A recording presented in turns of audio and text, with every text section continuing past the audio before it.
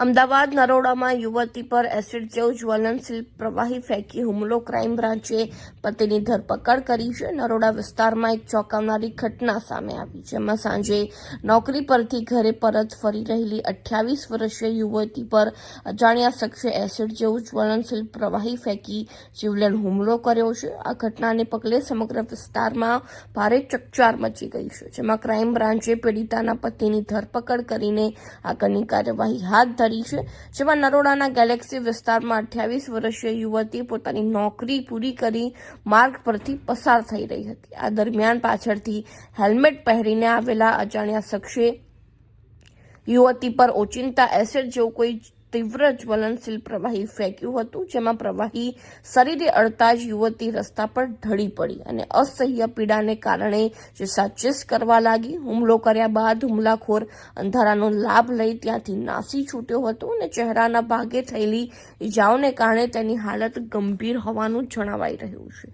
ભોગ બનનાર યુવતીને તાત્કાલિક સારવાર અર્થે નજીકની હોસ્પિટલમાં ખસેડવામાં આવી છે, જેમાં આરોપી પતિ પર 2 મહિના અગાઉ પણ એસિડ હુમલો થયો હતો, જેમાં તેને મોઢા પર ઈજા થઈ હતી. જોકે વર્તમાન હુમલા સાથે તે ઘટનાનો સીધો સંબંધ છે કે કેમ તે અંગેની વધુ તપાસ ચાલી રહી છે. પીડિતાની માતાએ પણ ભાવુક થઈને જણાવ્યું હતું કે મારી દીકરી નોકરીથી આવતી હતી અને 2 બાઇક ચાલકોએ તેના પર શું નાખ્યું ને મારી દીકરી બળી ગઈ. હાલમાં આરોપી પતિની ધરપકડ કરીને વધુ પૂછપરછ અને કાયદેસરની કાર્યવાહી હાથ ધરવામાં આવી છે. પ્રતાપનગરમાં થયેલા એસિડ એટેકમાં એક આરોપીને રાઉન્ડ અપ કરવામાં આવે છે. કોણ છે આરોપી અને શું આશય હતો આ હુમલો?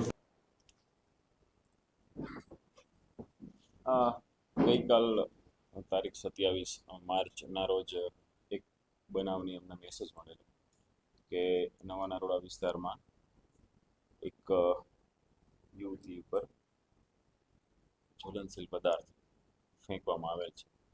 તો એ અનુસંધાને અમદાવાદ શહેર ક્રાઇમ બ્રાન્ચ દ્વારા અલગ અલગ ટીમો બનાવીને બનાવની ગંભીરતાને ધ્યાનમાં લઈને ભોગ બનનારની પૂછપરછ, જે ગુનાવાળી જગ્યા છે એનું જીવનભર્યું નિરીક્ષણ તેમજ આજુબાજુની જગ્યાઓ છે એના સીસીટીવી ફૂટેજ ચેક કરવા માટે અલગ અલગ 3 ટીમો બનાવવામાં આવી.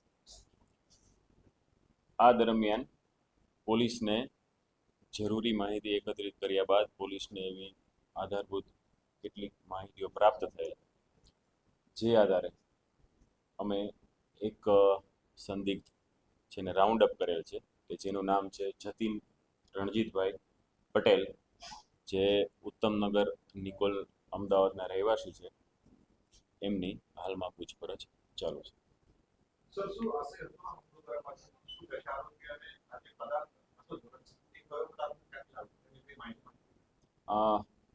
જે રાઉન્ડ અપ કરવામાં આવેલો છે ઈસમની પ્રાથમિક પૂછપરછ કરતા એમને જે ભોગ બનનાર સાથે પ્રેમ સંબંધ હોય અને એ બાદ લવ મેરેજ કરેલા.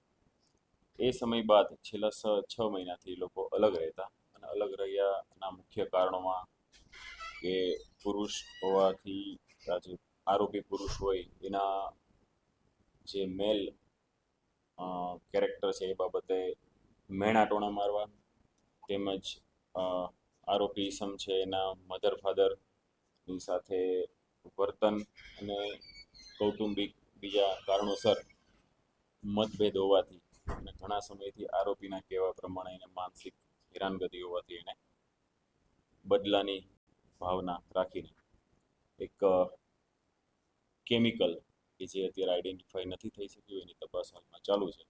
એ કેમિકલનો ઉપયોગ કરીને ભોગ બનનારના મોઢા ઉપર એને સબક શીખવાડવાના ઈરાદાથી એના ઉપર ફેંકવામાં આવેલો.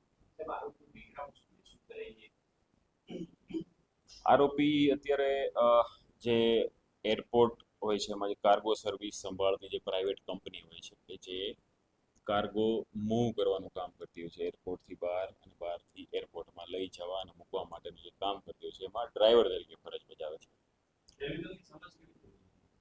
કેમિકલની સમજ એવું પ્રાથમિક અત્યારે એટલી સ્પષ્ટ જે પૂછપરછ કેટલીક મુદ્દાઓની કરવાની બાકી છે. તેમ છતાં એને અગાઉ જીએડીસી નરોડામાં નોકરી કરેલી હોય, અમુક પ્રકારના રાસાયણિક કેમિકલથી પોતે સમજ ધરાવતો હોય એવું પ્રાથમિક માહિતી પ્રાપ્ત થયેલી છે. સર કેમિકલ ક્યાંથી આવે છે તેની માહિતી મળી છે? ના, એ હાલમાં પૂછપરછ એની તપાસ ચાલુ છે. કોરોઝિવ કેમિકલ હતું, કોરોઝિવ મટીરિયલ હતું કે જેનાથી શરીર ઉપર દાહના એટલે કે ઇન્ફ્લેમેશનના લક્ષણો પેદા થઈ શકે એ પ્રકારનું કેમિકલ હતું. આ ઘટના બાદ આરોપી ક્યાં ફરાર થઈ ગયો હતો અને ક્યારે પકડાયો?